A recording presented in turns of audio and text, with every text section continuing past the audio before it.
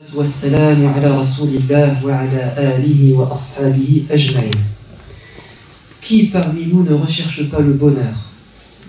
Tous les êtres humains, sans exception, recherchent dans leur vie la joie, le bonheur.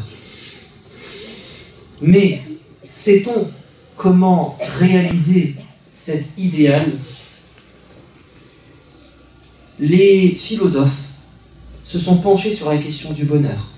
Et les chercheurs actuels se sont penchés sur cette notion de bonheur. Et ils ont donné des définitions. Mais la plus belle des définitions du bonheur, la plus complète, c'est celle que le prophète nous a présentée et qui concerne le jeûne et le mois du Ramadan. Il nous dit dans le hadith authentifié par Muslim, d'après Abu Huraira, le prophète a dit, alayhi salatu wassalam, le jeûneur connaît deux joies. Une joie lorsqu'il rompt son jeûne, lors de la rupture, et une autre joie lorsqu'il rencontrera son Seigneur. Tout est dit dans cette parole. Et le prophète avait cette capacité, ce talent de résumer les choses en peu de phrases, dans un style laconique et pertinent. La première des joies, c'est la joie sur terre. Le jeûneur, quand il arrive en fin de journée, au moment de la rupture, il mange une date, il boit un demi-verre d'eau et il ressent une joie indescriptible. Une joie peut-être qu'il ne retrouvera jamais durant l'année. Il ne la connaît qu'au moment de la rupture du jeûne. Pourtant, nous sommes dans des choses vitales. Nous avons affaire ici à une nourriture modeste, une date. Qu'est-ce que c'est? Alors que durant l'année, il nous faut un plat divers et variés. Il nous faut de la sauce. Il nous faut une boisson. Là, de l'eau, juste un verre d'eau, et on est déjà heureux. Alors que durant l'année, on n'est pas heureux quand on mange. Il nous faut toujours plus. Ce qui est étrange, c'est que durant l'année, nous ne sommes jamais heureux dans le superflu. Alors que durant le mois du Ramadan, nous sommes heureux dans quelque chose de nécessaire et de presque médiocre. Une date, un verre d'eau. Que se passe-t-il? Quel est le secret de ce bonheur? C'est pas difficile à comprendre. Quand on est privé d'une chose qu'on désire, dont on a besoin, et qu'à un moment donné, elle nous vient, elle se réalise, on est heureux. Et c'est ce qui se passe durant la journée du jeûne. Nous voulons absolument boire, nous voulons absolument manger, ne serait-ce qu'une date. Et quand cela se produit, c'est la joie totale. Donc le bonheur, c'est de prendre conscience des bienfaits que Dieu nous donne. Si on ne réalise pas les bienfaits que Dieu nous donne, leur valeur, on ne pourra pas être heureux. On demandera toujours plus. Et cela ne sera possible que si nous appliquons ce hadith qui est très important, rapporté par Al-Bukhari et Muslim. Le prophète nous dit, regardez ceux qui sont en dessous de vous et ne regardez pas ceux qui sont au-dessus. C'est bien mieux pour vous éviter de mépriser, de dévaloriser les bienfaits de Dieu sur vous. Tout se passe dans notre esprit. Quand tu te compares, à qui tu te compares? À ceux qui ont plus ou à ceux qui ont moins? Si tu fais ce que le prophète a demandé, tu seras heureux dans ta vie. Compare-toi toujours à ceux qui ont moins que toi. Et tu seras heureux. Heureux du corps que Dieu t'a donné. Parce que certains n'ont pas ce corps. Tu seras heureux de l'argent que Dieu t'a donné. Parce que certains n'ont pas la même chose. Tu seras heureux des enfants que Dieu t'a donnés. Parce que certains sont éprouvés plus que toi. Et ainsi de suite. Dans toute notre vie. Par contre, si nous appliquons ce que nous dit notre société de consommation, qui ne veut pas notre bonheur, mais qui veut que nous connaissions que des plaisirs. Et il ne faut pas confondre bonheur et plaisir. Les plaisirs, c'est être toujours dans la recherche, toujours plus, mais on n'est jamais rassasié. Le bonheur, c'est de se suffire de ce que Dieu nous donne, d'être heureux de ce que Dieu nous a octroyé comme subsistance. La société de consommation ne cesse de nous mettre en avant ceux qui sont mieux que nous. Des femmes toujours plus belles, des gens toujours plus riches, toujours plus beaux, toujours, etc. Et on est toujours insatisfait.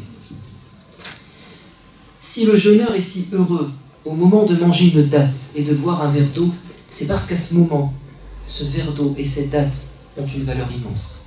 Un savant a dit à un roi, « Ô roi, combien donnerais-tu pour boire un demi-verre d'eau? Si tu te retrouves dans un désert et que tu n'as aucune eau à proximité, tu vas presque mourir de soif. Et on te propose un demi-verre d'eau. Combien donnerais-tu? » Et il a dit, « Je donnerai la moitié de mon royaume. » Et il m'a dit, et si après avoir bu ce demi-verre d'eau, il vient à se coincer dans ta vessie, tu as une envie pressante, tu veux sortir cette urine, mais elle est coincée. Combien donnerais-tu pour te soulager? Il a dit, je donnerai la deuxième moitié de mon royaume. Et il a dit, donc, ce demi-verre d'eau vaut bien mieux que tout ton royaume. Et c'est vrai. Mais il faut en prendre conscience. Si nous sommes heureux au moment de la rupture du jeûne, c'est parce que nous avons pris conscience que nous avions de la chance, que certains, et ils sont beaucoup sur Terre, n'ont pas ce verre d'eau et cette date. Certains passent non pas un mois à souffrir de faim et de soif, mais toute une année. Et donc, on se met à leur place. On voit ceux qui sont en dessous de nous. Et nous sommes heureux. Ça, c'est la première des raisons. La deuxième des raisons, c'est que quand nous arrivons à la rupture du jeûne, nous avons atteint l'objectif que nous nous sommes fixés. Durant toute la journée, on s'est privé pour enfin manger et boire à ce moment. Et quand on boit et on mange, nous sommes heureux d'avoir remporté le défi. On se sent fort et fier de nous. Et c'est ça le bonheur. Le bonheur, c'est de se sacrifier, de faire des efforts, de fournir des efforts et d'atteindre l'objectif. Et quand on s'est privé, on s'est sacrifié dans notre vie, et qu'à la fin, on a le résultat, on est heureux. Pensez aux enfants. Les parents qui se sacrifient pour éduquer leurs enfants, et enfin ils sont grands, enfin ils sont mariés, enfin ils ont une situation. Quel bonheur pour les parents. Oui, parce qu'ils se sont sacrifiés pendant 20 ans, 30 ans. Pensez à ceux qui montent des projets, et le projet voit le jour. Donc, le bonheur du jeûneur, c'est qu'il voit le résultat de ses efforts au moment de la rupture du jeûne. Vous avez compris ces deux raisons? Ces deux raisons qui sont dans le hadith, eh bien ce sont les deux raisons qu'ont évoquées les philosophes et les chercheurs d'aujourd'hui. Les philosophes ont divergé sur toutes les questions, mais ils se sont entendus sur une. Le bonheur n'est pas dans le fait de prendre, mais de donner. Et effectivement, le jeûneur, durant sa journée, ne fait que donner. Il donne de son temps, il se sacrifie, il donne. Et les chercheurs d'aujourd'hui, la meilleure définition du bonheur est celle-ci. Elle est contemporaine. Le bonheur ne réside pas dans le fait de posséder tout ce que l'on veut, mais de vouloir ce que l'on possède. Le bonheur, ce n'est pas de posséder tout ce que l'on veut, mais c'est de vouloir ce que l'on possède. Vous savez comment on dit dans la religion, vouloir ce que l'on possède? Al-qana'a, c'est-à-dire être satisfait de ce que Dieu t'a donné. Voilà la définition la plus retenue aujourd'hui du bonheur. On va un peu l'expliquer par des hadiths. Bienheureux, dit le prophète dans un hadith authentifié par Muslim, celui qui est devenu musulman, qui a reçu comme subsistance de quoi subvenir à ses besoins, et que Dieu rend satisfait de ce qu'il lui a octroyé. Bienheureux. Donc, sera heureux sur terre. Celui qui est musulman, ça c'est le bonheur spirituel.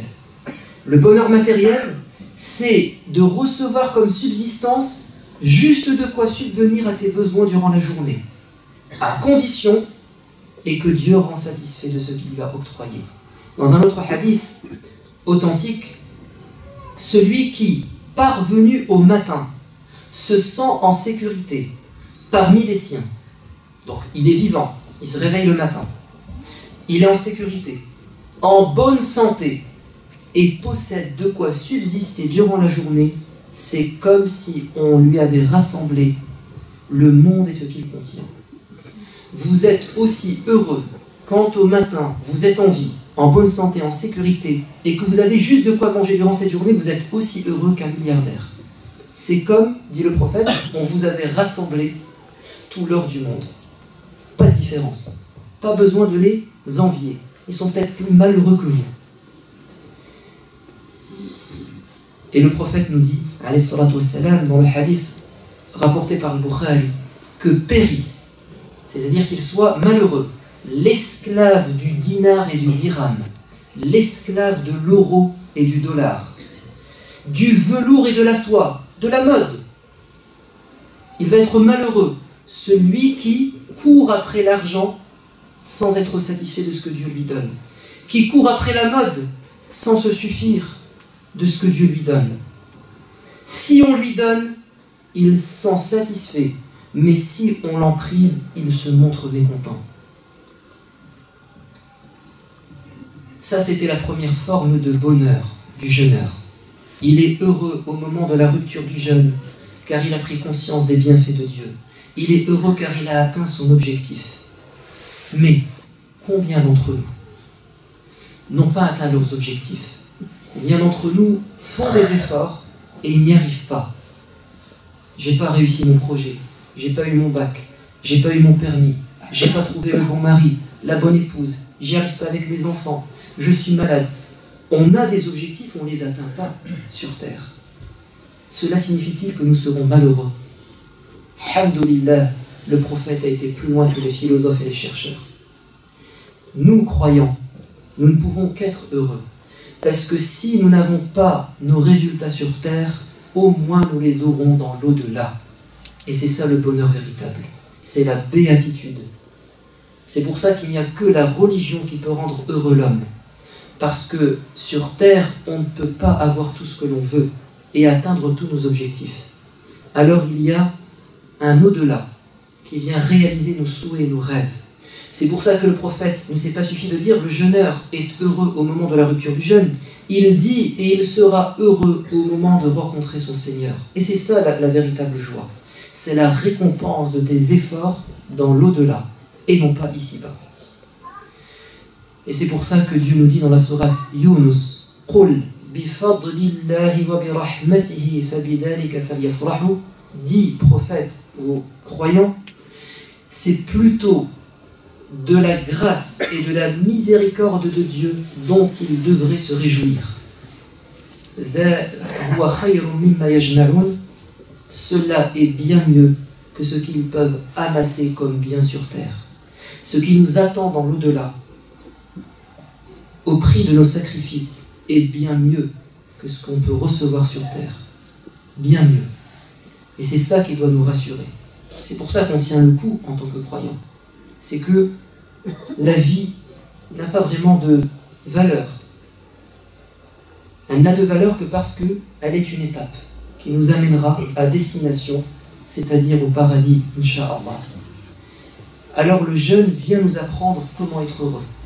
On est heureux si on prend conscience des bienfaits de Dieu sur nous et on en est satisfait.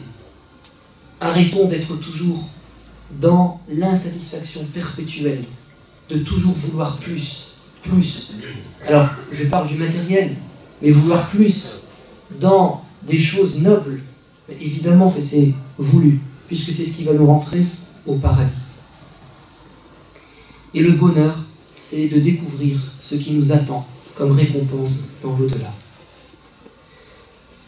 Nous n'avons peut-être pas pris conscience de l'importance d'une chose, c'est de notre mosquée, la mosquée de Rennes. Et aujourd'hui, vous avez deux personnes, un couple, qui sont venus du sud pour assister au sermon. On a reçu un mail la semaine dernière, une femme qui dit « Je vous suis à distance et j'apprécie ce que vous faites, ce que vous dites. Et le plus grand cadeau que je peux faire à mon mari, c'est de le ramener vendredi prochain à la mosquée de Rennes. » Vous imaginez les centaines de kilomètres qu'ils ont fait, l'argent qu'ils ont dépensé pour être là aujourd'hui. On n'a peut-être pas conscience du bonheur dans lequel on se trouve dans cette mosquée, avec tout ce qui est proposé, avec tout ce qui a été fait par les anciens, et ce qu'on continue à faire, nous maintenant les jeunes. Alhamdulillah. Alhamdulillah, c'est un grand bienfait. Mais nous ne pouvons nous améliorer que si vous nous aidez. Et c'est pour ça que ce vendredi, nous collectons pour la mosquée. Cette collecte a déjà été lancée il y a plusieurs semaines, voire même quelques mois. On attend de vous une contribution pour refaire l'électricité dans certaines salles. Et on a besoin d'aide. On a besoin d'aide. Donc n'hésitez pas, après avoir terminé, de nous aider par votre argent afin que cette mosquée devienne meilleure et encore meilleure.